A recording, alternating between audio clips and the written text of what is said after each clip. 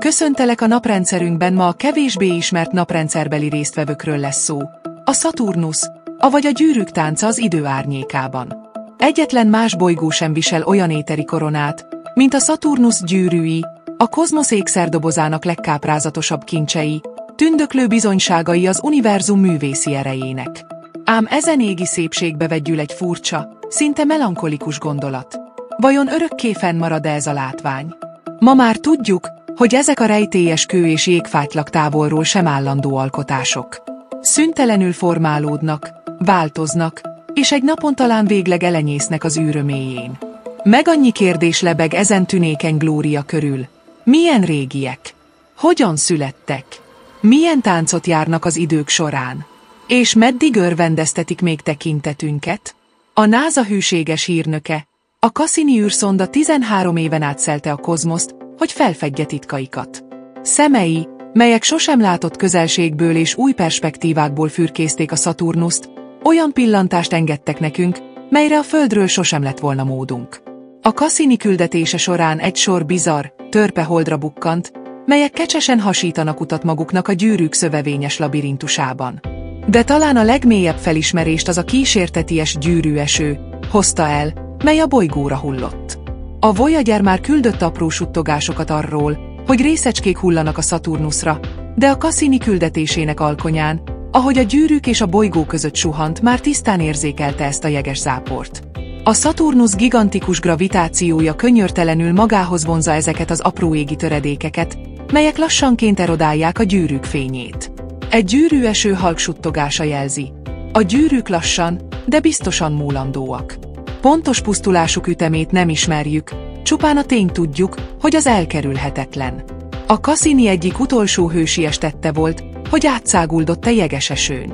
A küldetés 2017-ben véget ért, mielőtt kideríthette volna, mennyi ideje maradt még a gyűrűknek, mielőtt örökre elhalványulnának. Hogy a Szaturnusz gyűrűinek élethosszáról teljesebb képet kapjunk, egy vadonatúj küldetésre volt szükség, egy égbolti szemre, mely az időfátylán is átlát. És íme, eljött a James Webb űrteleszkóp korszaka. Nem holmi földi látcső, mely egy hegyormán kémleli az eget, hanem egy csillagközi vándor, 1,5 millió kilométernyire a Földtől, az űrö tágas magányában. Ez a kozmikus szem arra készült, hogy az univerzum legmélyebb zugait is megvilágítsa, de infravörös kamerái a saját naprendszerünket is különös, új fénnyel árasztják el. Feltárja a külső bolygók körüli halványgyűrűket, melyek eddig jó részt láthatatlanok maradtak számunkra. A külső naprendszerbe eljutni maga a kozmikus odüsszeia, ezért egy olyan műszer, mint a James Webb, mely képes a távoli objektumok rejtett ragyogását is meglátni, felbecsülhetetlen értékű. Célpontjai között ott van a Szaturnusz és éteri gyűrűi, ahol reményeink szerint segít majd megválaszolni a nagy kérdést. Milyen gyorsan hull ez az égi gyűrűeső? A gyűrűk nagyrészt vízjégből szőttek, és a legapróbb részecskék egy része felfelé áramlik a bolygó mágneses mezejében, majd alámerül a Szaturnuszba. Ez a lassú, de szüntelen folyamat mindenütt zajlik. Infravörös fény formájában látjuk a bolygó körül, amely elárulja, hogy anyag áramlik be a gyűrűkből. A következő években a James Webb teleszkóp a legnagyobb gondossággal méri majd ezen infravörös fény intenzitását, feltárva, milyen sebesen veszíti el a gyűrűrendszer a részecskéit. Izgatottan figyeljük, milyen iramban erodálódnak a Szaturnusz gyűrűi, mert a múlt megértéséhez és a jövő megjóslásához létfontosságú tudnunk, mi történik a jelenben. Egyre közelebb kerülünk ahhoz a pillanathoz, amikor pontosan megtudhatjuk, meddig tündökölhetnek még a Szaturnusz lélegzetelállító jéggyűrűi. Van valami a Szaturnusz gyűrűinek látványában, ami mélyen megérinti az embert. Egyfajta gyermeki rajongás és szakmai kíváncsiság találkozik benne, egészen egyedi módon. A tudat, hogy a Szaturnusz gyűrűi nem lesznek örökké, és hogy mi pontosan abban a kiváltságos pillanatban élünk, amikor a gyűrűk a legkáprázatosabbak, valóban szerencséseknek mondhatjunk magunkat, hogy láthatjuk őket. A csodabogarak naprendszere. Ismerős és mégis idegen arcok, jól ismerjük naprendszerünk megszokott arcait, a világot, amelyben felnőttünk és otthonra leltünk. De van egy másik oldala is, egy rejtett dimenzió, melyet most kezdünk felfedezni. Egy birodalom, tele csodabogarakkal és különcökkel, furcsa formájú és méretű világokkal. extrém tájakkal, rejtélyes jelenségekkel és lappangó titkokkal. Szomszédságunk sokkal különösebb, mint azt valaha is gondoltuk volna. De hogyan is születtek ezek a bizarr világok? Hogy a kérdésre választ kapjunk, mélyebbre kell ásnunk, meg kell vizsgálnunk az erőt, amely megteremtette és formálta őket, a gravitációt, és azokat az ellenálló erőket, melyek dacolnak könnyű RTL vonzásával, mélyebb szinten, mert mindig van egy mélyebb szint, kénytelenek leszünk elgondolkodni azon, miért létezik bármiféle komplexitás és szépség ebben az óriási, rejtélyes világegyetemben. Isten hozott hát mindenkit a csodabogarak naprendszerében. Egy ősi gáz- és porfelhőből született, melyet a gravitáció, világegyetemünk nagy szobrásza, mesterien formált. Megalkotta csillagunkat, a napot, és körülötte a bolygók és holdak sokaságát, létrehozva ezzel naprendszerünket. A gravitáció azóta is szüntelenül formálja a világok miriádjait.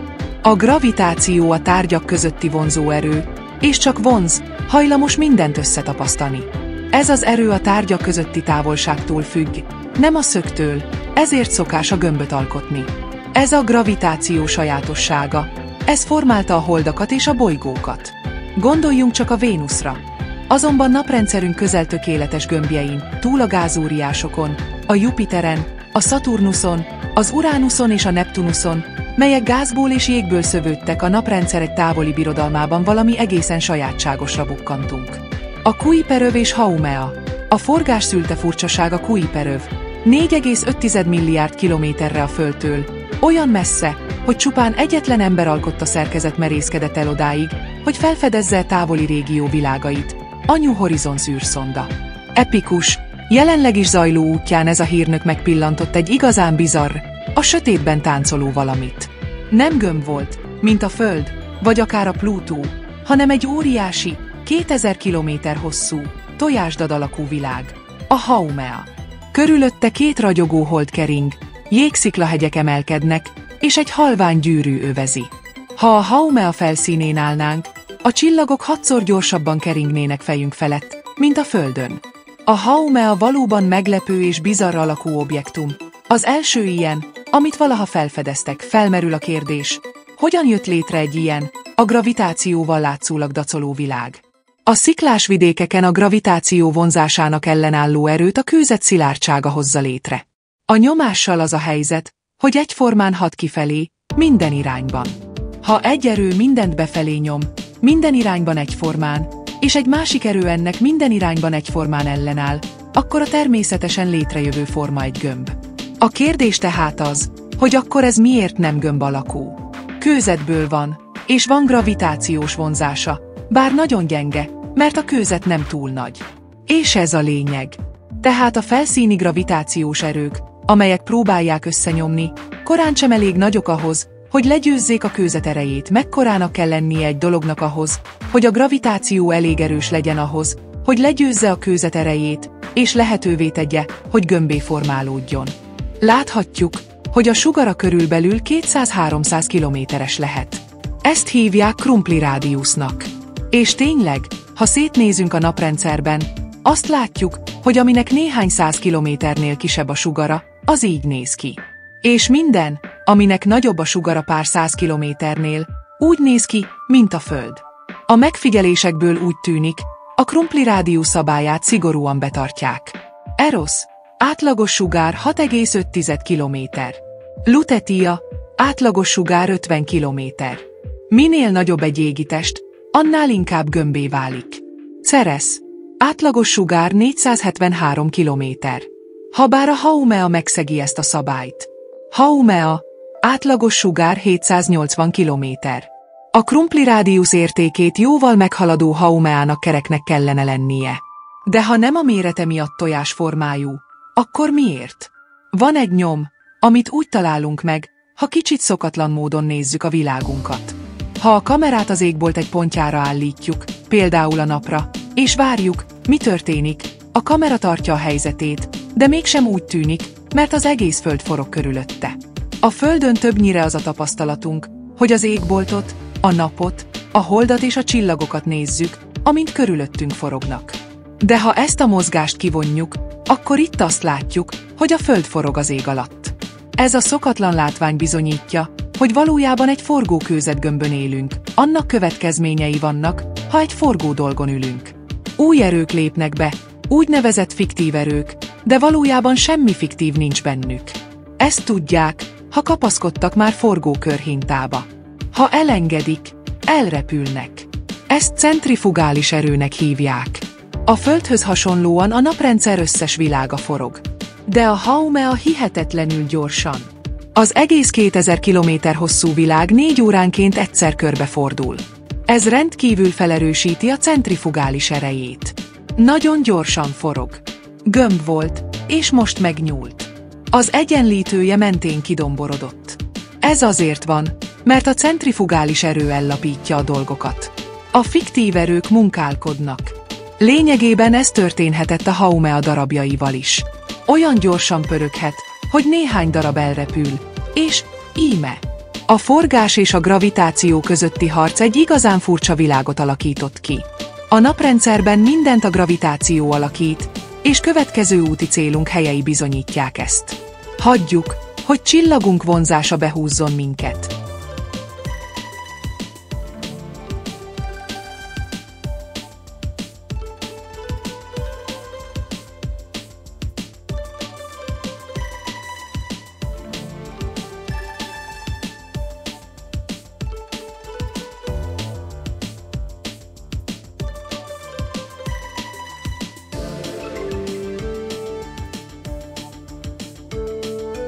Elhagyjuk a Neptunuszt, és elérünk a legbelső jégóriáshoz.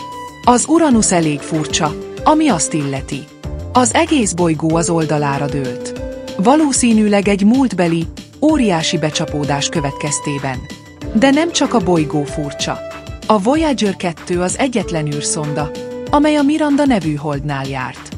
Amint elrepült a déli sark mellett, a kamerái furcsa, toldozott-foldozott tájat láttak.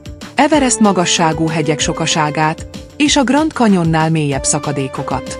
Az egész naprendszer egyik legmeglepőbb felszíne, ahol különös sziklák emelkednek elképzelhetetlen magasságokba. Nincs ehhez hasonló itt a Földön. Mi hozta létre a Miranda rendkívül bizarr arculatát? A világunk geológiája lenyűgöző, még akkor is, ha jól ismerjük. 1986-ban, amikor a Voyager 2 megérkezett, a Mirandahoz képeket küldött le. Az egyik tudós azt mondta, hogy egzotikus hely. Az egyik magyarázata arra, hogy miért ilyen, az volt, hogy eltalálta valami. Átrendeződött, és most olyan, mint egy hihetetlen világ. De már tudjuk, hogy ennek a furcsa geológiának a magyarázata, ha lehet, még egzotikusabb. Biztos, hogy a Mirandát is érik időnként becsapódások. Az eredmény olyan lenne, mintha lassított felvételt néznénk. Jó 10 percig eltart, mire a törmelék lassan lebukfencezik a nagy lejtők aljára. A Földön 50 másodpercbe telne ugyanezt a távolságot megtenni. Ám ezen a holdon, amely kisebb, mint az Egyesült Királyság szélessége, sokkal gyengébb a gravitációs vonzás, 100-szor gyengébb, mint a mi világunkban. A Miranda furcsa felszínére az alapvető fizika ad magyarázatot. A Miranda nagyon kicsi, az átmérője mindössze 470 km, ami nincs túl messze a krumpli rádiusztól, így a gravitációja nem elég erős ahhoz, hogy gömbé préselje. De a geológia, egy bolygó felszíne sokkal többről szól az alapvető fizikai jeleknél. Benne van a világ története is. A Miranda gyenge gravitációjának köszönhetően létezhet ez a táj. De nem ő az egyetlen felelős a kialakításáért. Valami történhetett a Mirandával, hogy kialakult ez a viharvert és összeszabdalt felszín. Csupán az erre elhaladó Voyager 2 által elkapott pillanatokból tudunk kiindulni. Ezek azt sugallják, hogy a hold zűrös múlttal bír. A Miranda rejtélyének megfejtéséhez a kulcs, hogy meglássuk, felszíne nem olyan kaotikus, mint amilyennek látszik. Van 3 különálló régiója, amelyeket koronának neveznek. A külső régióin hegygerincek húzódnak. Körülöttük törésvonalakkal. Egy geológusnak ez komoly bizonyíték. Arra utal, hogy ezt a felszínt nem külső erők, kívülről érkező becsapódások hozták létre, hanem belülről alakult ki. A lebegő, kevésbé sűrű anyag a felszínre emelkedett és létrehozta ezeket a jelenségeket. Feltehetően ez a belső forrongás volt az, ami miatt a holdarcán több száz kilométer hosszú nyílegyenes kanyonok húzódnak. Akkor keletkeztek, amikor a felfelé nyomuló meleg anyagrepedéseket hozott létre a felszínen a törésvonalak mentén. Az aktív geológia egy része évmilliók alatt létrehozta ezt a hihetetlen világot. A Föld geológiáját a hő vezérli, amit 4,5 milliárd évvel ezelőtti keletkezése óta elraktározott a radioaktív bomlásból származó energiával együtt. A Miranda azonban túl kicsi ahhoz, hogy a keletkezése óta megmaradt hőmennyiséget megőrize. De honnan jön ez az energia? A válaszhoz meg kell nézni a Miranda kapcsolatát szülőbolygójával és a gravitáció egy másik furcsaságát. A Miranda történelme során többször is ellipszis alakú pályán keringhetett az Uránusz körül. Közel járt a bolygóhoz, majd távol, majd ismét közel, és megint távol. A változó gravitációs erők pedig hőt juttattak a Holdba, és ez vezérelte a geológiáját. A gravitáció a naprendszer egyik legmegkínozottabb tájának szobrásza. Úgy gondolják, hogy a Miranda története egy igen mély dolgot tár fel arról, hogy a természeti törvények miként alakították ki naprendszerünk furcsa világait, sőt, mindent a világegyetemben. Az alapforma, ez esetben a gömb, tükrözi az azt létrehozó természeti törvények egyszerűségét, szépségét és szimmetriáját, amit most a gravitáció. A felszín részletei az összetettség nyugtalan és gyakran kaotikus múltat tükröznek, tehát az időbe fagyott történelmet láthatjuk. Az egyszerűség, szimmetria és komplexitás közötti kölcsönhatás teszi igazán széppé univerzumunkat. Tovább utazva a naprendszer mélyére, egy másik távoli gázóriás birodalmába lépünk. A Szaturnusz páratlan látványt nyújt. Döbbenetes méretű és formájú szerkezet. Kőzet és jéggyűrűk övezik.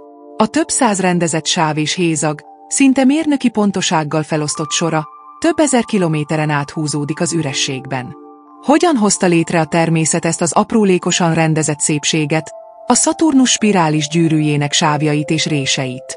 Az egyik legnyilvánvalóbb dolog, amit a világegyetemünkről elmondhatunk, hogy első ránézésre valóban nagyon bonyolult. De az egyik legfontosabb dolog, ami szintén igaz, hogy ez a bonyolultság nagyon egyszerű törvények által jön létre. A naprendszerben a legjobb és minden bizonnyal és a legszemléletesebb példa erre a Szaturnusz gyűrűrendszere. Pedig első pillantásra semmi egyszerű nincs a Szaturnusz gyűrűjében. Akkor keletkezhettek, amikor egy jeges hold túl közel került a Szaturnuszhoz, és a gravitációja szétszakította. Trilliónyi jégszilánkból álló kavalkádot hozva létre. De mi alakította át ezt a káoszt, a Szaturnusz gyűrűjének rendezett szépségévé? A Cassini nevű űrszonda lenyűgöző részletességgel örökítette meg a gyűrűket. Belséjükben keringve az egész Szaturnusz rendszer egyik legmeglepőbb objektumát pillantotta meg. A PEN a legcsodálatosabb, legbizarrabb objektum. Úgy néz ki, mint egy UFO, és egy tésztaféle keveréke. Nagyon kicsi, az átmérője kevesebb, mint 30 kilométer. De a gyűrűkre gyakorolt hatása erőteljes. Az alakja a kulcs annak megértéséhez, hogy a Szaturnusz gyűrűi miért olyan csodálatosan összetettek. Itt van a PEN, és ez a hold a gyűrű belsejébe kering. Vagyis a gyűrű részecskéi lényegében eltalálhatják, vagy a felszínére hullhatnak. Mivel a PEN gravitációs mezője nagyon gyenge, és túl kicsi, jóval a krumpli rádiusz alatt van. Nem nyomódnak a gömbbe, hanem hegyláncot alkotnak. A hézagok magyarázatának egy része tehát az, hogy a gyűrűket lassan felfalják. A PEN évmilliók óta csipegett jeges részecskéket távolítva el a pályájáról. Ráadásul a PEN csak 28 km átmérőjű, de egy több mint 300 km széles sávon helyezkedik el. Ez jóval szélesebb, mint sem, hogy a PEN pusztán a nassolással megtisztíthatná. Ez a hold nem csak egy apró részt képez a gyűrűk között. Valójában nagyon nagy részt hoz létre. Olyan nagyot, hogy enke hasadéknak hívják. 19. századi távcsövekkel fedezték fel, körülbelül 10-szer akkora, mint a hold átmérője. A ténykedése kulcsfontosságú, hogy megértsük a Szaturnusz gyűrűinek összetettségét. A pályák sajátossága, hogy minél távolabb kering valami a bolygótól, annál lassabban mozog. Ez Newton egyetemes gravitációs törvényének csodálatos egyszerűségére vezethető vissza. Vagyis a PEN belső oldalán lévő gyűrű részecskék gyorsabban keringenek és megelőzik a holdat. A részecskéket gravitációs húzás éri, ami lelassítja őket. A PEN gravitációja pedig visszahúzza őket. A távolabbi gyűrű részecskék pedig lassabban mozognak. Így most a PEN előzi meg őket. Ettől gravitációs rugást kaptak, amely felgyorsítja őket.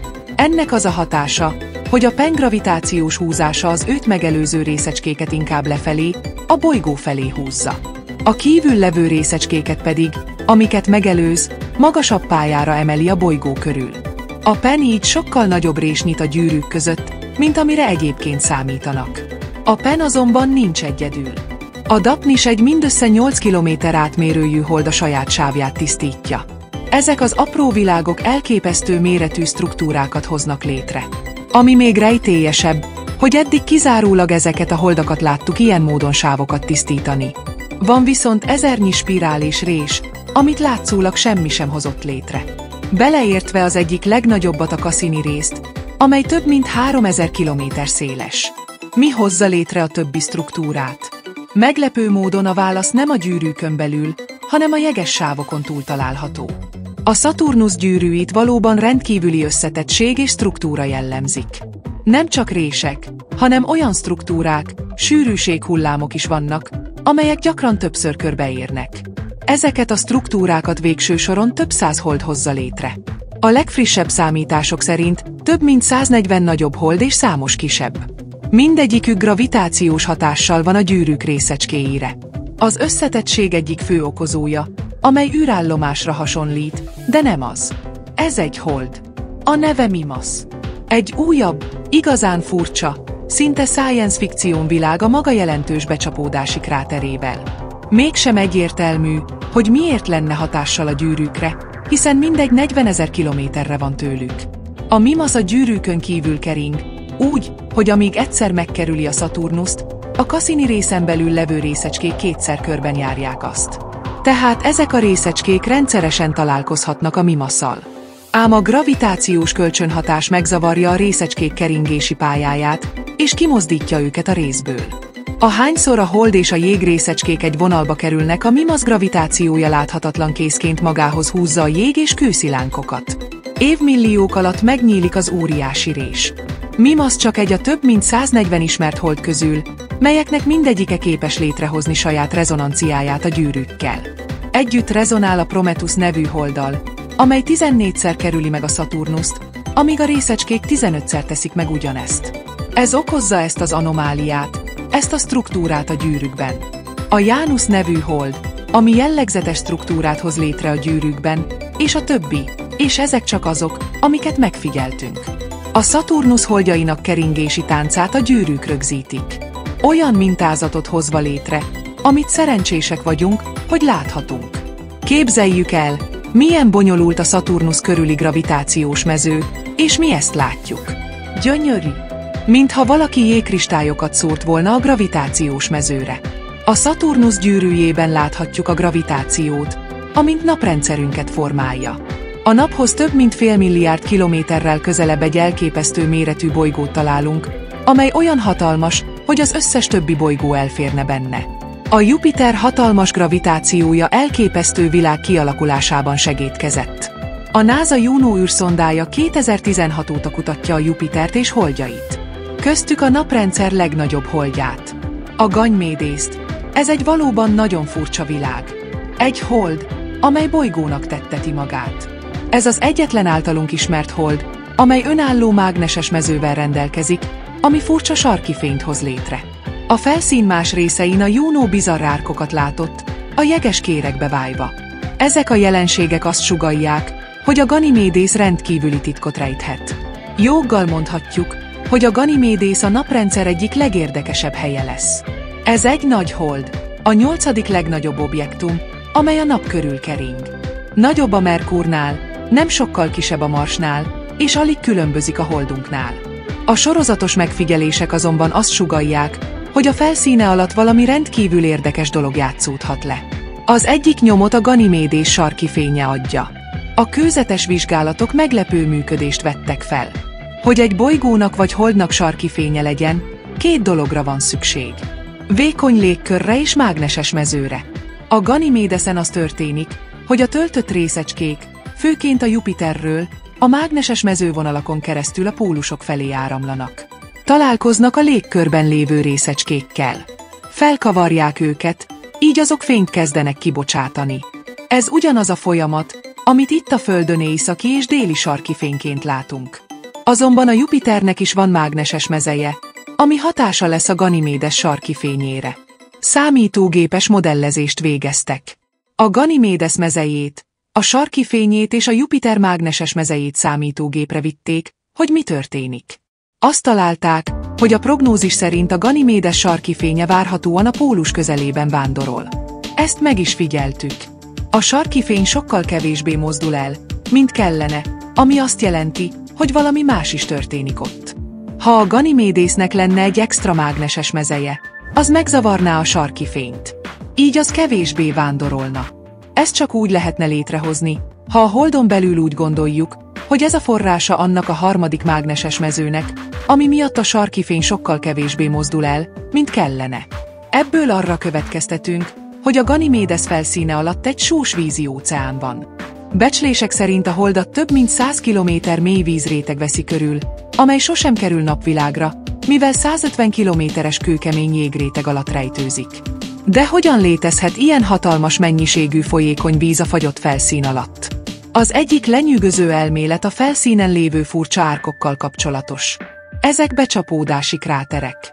Nem különállóak, mint amilyeneket más égitesteken találunk, hanem hosszú láncolatok. A Jupiter jelenléte nagyban hozzájárult ahhoz, hogy a Ganymédesnek óceána legyen. Egy kicsi távcsövön keresztül láthatók a nagy felhők a Jupiter felszínén, még akkor is, ha 600 millió kilométerre van tőlük. Egy másik réteg vezetné az elektromosságot. Több mint 1000 föld elférne a belsejébe. Hatalmas. Mivel hatalmas, a gravitációs vonzása is erős. A Jupiter hajlamos magához vonzani, beszippantani és szétszaggatni a közelébe kerülő dolgokat. Láttunk is ilyet. Az egyik leghíresebb az utóbbi idők csillagászatában. Ez a Shoemaker-Levy 9 üstökös. Egy üstökös, ami túl közel került a Jupiterhez.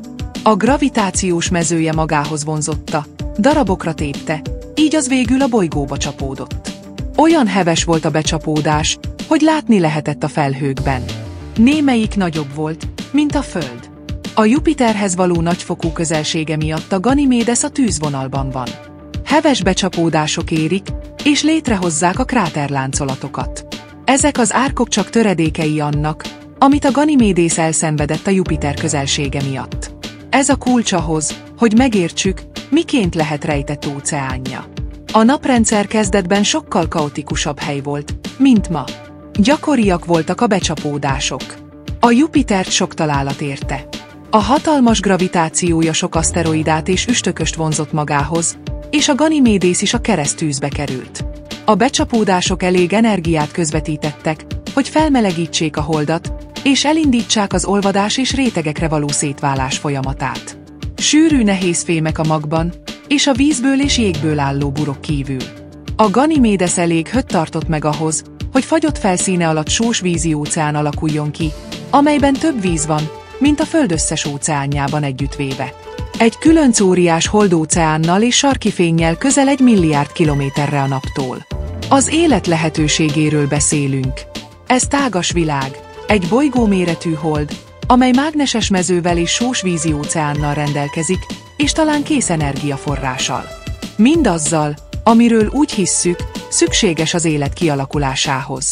Ez azért fontos, mert korábban úgy véltük, hogy a csillagok körül van egy úgynevezett lakhatósági zóna, ahol a Föld kering, sőt, nagyjából a Mars és a Vénusz is. Ez a zóna, ahol folyékony víz lehet jelen a bolygón, ez esetben a felszín. De most, hogy ilyen helyeket vizsgálunk, látjuk, hogy a csillagoktól távol is létezhetnek lakható zónák, jelen esetben egy gázóriás körül. A lakhatóságot itt a gravitáció biztosítja. Magunk mögött hagyva ezt a távoli, óceáni holdat, utunk utolsó szakaszára indulunk. Áthaladunk a kis bolygóövön, törmeléken, annak nyomán, hogy a gravitáció nem tudott összetartani egy planétát. Amíg el nem érjük a belső kőbolygókat. Az itteni világok lenyűgöző jelenségeknek és tájaknak adnak otthont. Az egész furcsa és idegen. Mindezen csodák között rejtőzik, talán a legfurcsább világ. A Föld. Ez a legnagyobb kőbolygó. A sugara körülbelül 6378 kilométer.